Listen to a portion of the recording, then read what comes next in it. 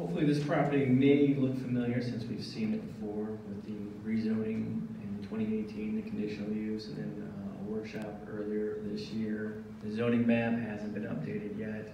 The zoning was effective about a month ago.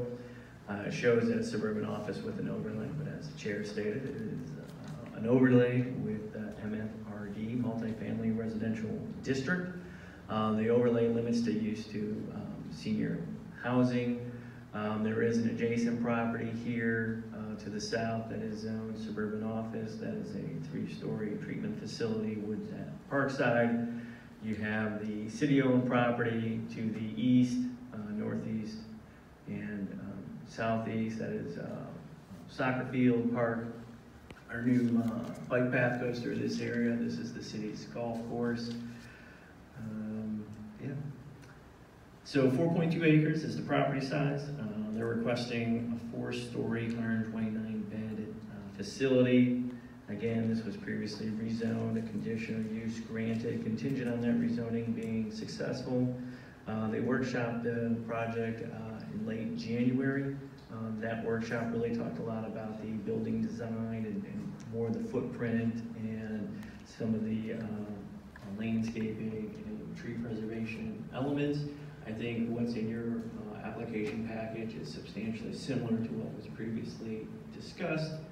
One of the elements that is a little bit unique to this zoning and this request is that the building height is 51 feet. The code allows for 51 feet at the discretion of Planning Commission, so it's up to Planning Commission to determine if that is an appropriate height. No variance is necessary for that. If the property would have been developed as originally intended in 2015 under the suburban office zoning, there was not a height limitation. So by sort of down zoning it to the multifamily with our code change that required it to be rezoned, it did allow for a lesser height, but again, the Planning Commission has discretion to grant that or not.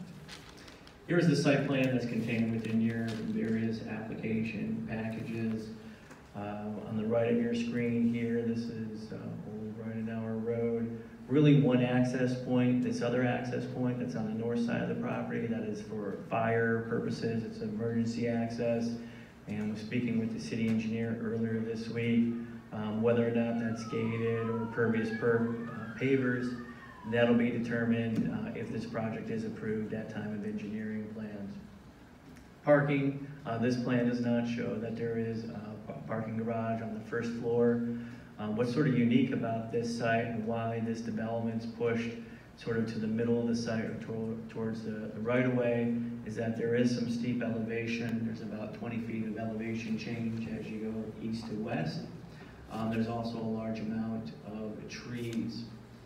In fact, the landscape plan shows trees that will be planted and trees that will be removed, and our code requires tree preservation and plantings based off of the impervious surface of the project. And 77 tree inches would be required to be planted or preserved. They are preserving over 700 tree inches, with the vast majority of those being on the west of the site, which is adjacent to the single-family development. So our code definitely encourages that. Again, that's almost 10 times what our code would require.